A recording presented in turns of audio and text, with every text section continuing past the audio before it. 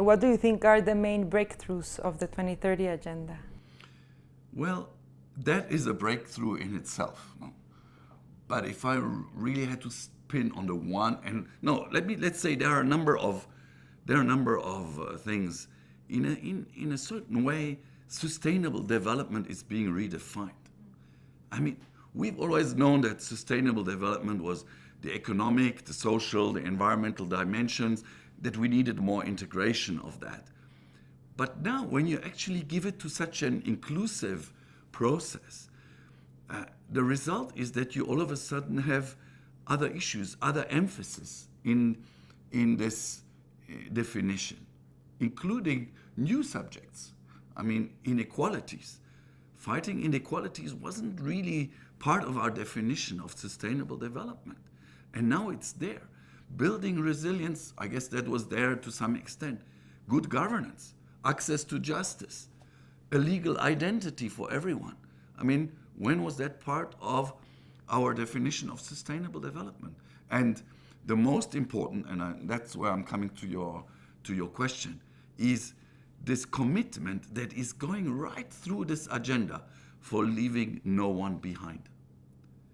Basically, it's telling us that if any significant social or economic group is left behind, our development is not sustainable. You know, we've been accustomed to having our good ideas developed in rooms with technicians and engineers and those who know. And then once we have our ideas very clear, we roll them out into the world, you know, trying to achieve agreement and then roll them out through the operational system, through the multilateral system, even with the help of the World Bank, other agencies.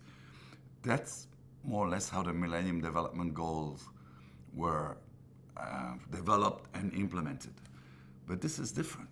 This is completely different. We have a long process that actually brought together 193 countries, interest groups, civil society, over 5 million individuals that came together. And the result is not a strategic plan to fix the most urgent problems in developing countries. The result is a shared vision of humanity. That's completely new. So what you're saying is that the 2030 agenda is a member states document, but it's also a we the people's document. Yes, it's a document that has grown out of the interaction of the opening of the intergovernmental process. I mean, we opened those windows and those doors. We let civil society in. We let the people in tell us what they wanted. And the result, oh behold, is quite different from what we expected.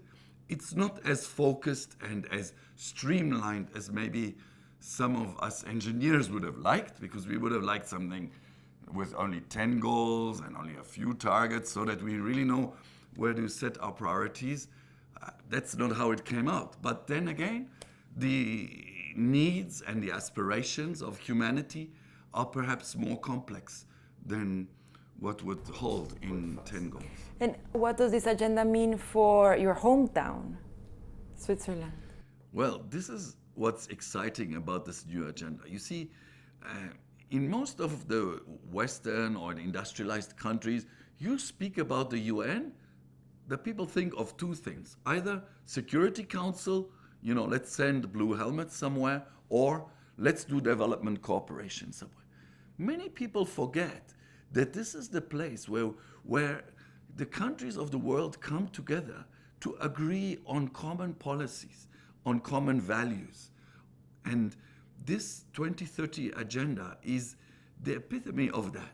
It's really a shared vision of humanity. It's valid for my hometown in Switzerland, the town of Neuchâtel, which is a French-speaking town in Switzerland on the side of the lake, and which also has to struggle with questions of exclusion, with questions of economic growth.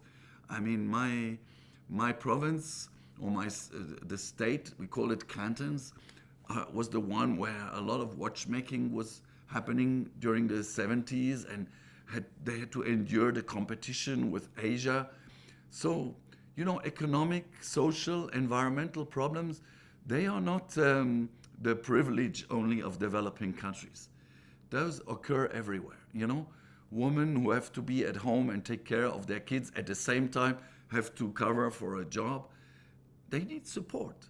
Well, there is a target in the SDGs that promises them that. So let's make sure that when our heads of state come to New York on the 25th of September, that they don't come for the photo op, but they come to promise to their people back home that this shared vision is for them. It's not something between the donors and the recipients. That was the old cheese. This is a new social contract between the governments and their people, between the leaders and their people. That's what it has to become.